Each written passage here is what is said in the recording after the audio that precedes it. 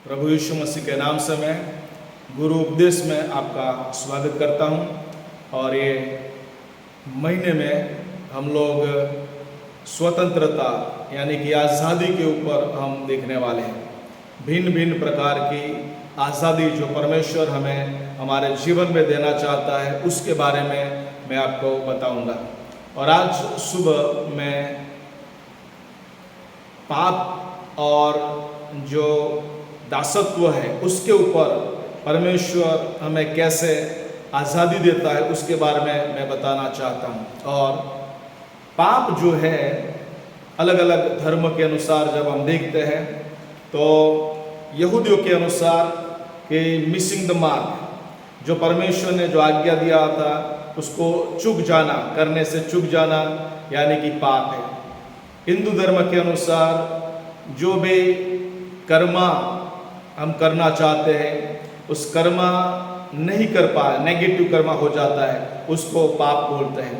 इस्लाम के अनुसार जो अल्लाह है उसके विरुद्ध में जाना, उसकी इच्छा के विरुद्ध में जाना यानी कि पाप है। जैन धर्म के अनुसार पाप वो है कि जो कोई भी जो जानवर है या प्राणी है उसको हम हानि पहुंचाते वो पाप है। लेकिन बाइबल हमें पाप के बारे में जो बात बताती है वो ये है कि हमारे विचार के द्वारा, हमारी वाणी और हमारे वर्तन के द्वारा, हमारी क्रिया के द्वारा परमेश्वर के आज्ञा का उल्लंघन करते हैं, परमेश्वर की इच्छा के विरुद्ध में हम जाते हैं, उसको पाप बोलते हैं। और इसीलिए मैं चाहता हूँ कि पाप जो है एक मनुष्य जब पैदा होता है वो पाप का स्वभाव से वो पैदा होता है।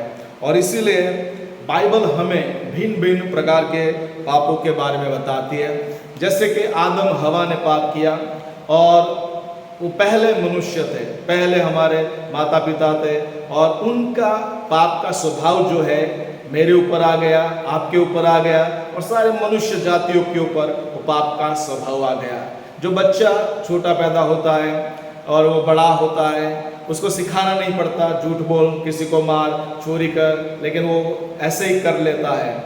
और यही पाप का स्वभाव बच्चे के अंदर भी हम देखने को मिलता है। और व्यक्तिगत पाप, दूसरा पाप जो है व्यक्तिगत पाप है, जानबूझकर हम लोग पाप करते हैं।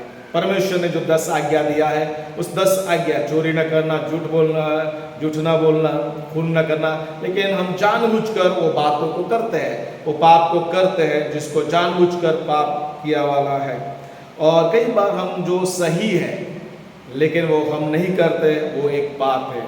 उसके बाद हृदय से पाप, कई पाप जो है हमारे खाने से नहीं आता लेकिन मुंह से जो निकलता है उससे हम पाप करते हैं। उसमें बहुत सारे पाप लिखे गए। और नीति वचन 16 अध्याय में जो पाप लिखे गए, परमेश्वर के आगे घृणा करने वाले पाप, परमेश्वर जिससे धिक्कार करता है, घृणा करता है, वैसे पाप वहाँ पर लिखे गए। और ऐसा पाप जो बाइबल में लिखा है कि पवित्र आत्मा के विरुद्ध में हम पाप करते हैं, ऐसा पाप जो कभी भी क्षमा नहीं मिलता। और उसके बाद जो राष्ट्र पाप करता है, यानी कि मूर्ति पूजा का पाप हो सकता है, अन्याय का पाप हो सकता है, कुछ भी पाप जो पूरा राष्ट्र करता है। और उसके लिए परमेश्वर आज हमें एक आज़ादी और स्वतंत्रता देना चाहता है। सबके जीवन में पाप है, बाइबल बताती है सब ने पाप किया है और पाप से रहित है, परमेश्वर की महिमा से दूर है। और इसीलिए प्रियो, परमेश्वर चाहता है कि पाप से हमें आज़ादी मिल जाए। और कैसे हम आज़ादी पा सकते हैं? तो हमें पापों की कबूलात करना होगा। हमने जो भी पाप किए हैं परमेश्वर चाहता है कि हम परमेश्वर के आगे जाएं और पापों की कबूलात करें। दूसरी बात कि पश्चाताप करें। हम एक रास्ते में जा रहे हैं लेकिन प्रभु कहता है कि वहाँ से आपको यू टर्न लेना है, यानी कि पश्चाताप करना है कि अभी जो मैंने पाप किया है वो बाद में दोबारा नहीं करूँगा, मैं परमेश्वर के मार्ग में चलूँगा। और जब आप पश्चाताप करते हैं आप यीशु मसीह को अपने जीवन में आप उद्धारकर्ता के रूप में, प्रभु के रूप में स्वीकार कर सकते हैं।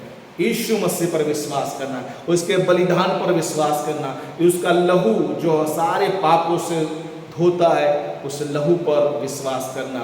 और जब आप यीशु पर मसीह पर विश्वास करते हैं तो आपको प्रभु अनंत जीवन देता है। और प्रभु चाहता है कि माफ़ी स्वीकार करें। जो भी आपने पाप किए है यीशु मसीह में आपको क्षमा मिली है।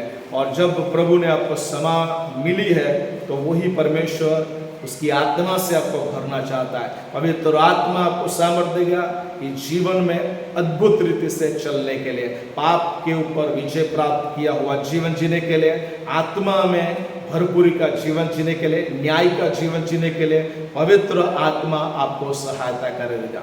और इसीलिए मैं चाहता हूँ कि इस गुरु उपदेश के द्वारा परमेश्वर आपको पाप से आज़ादी देने पाए। मैं गॉड ब्लेस यू। प्रभु आपको आशीष दे।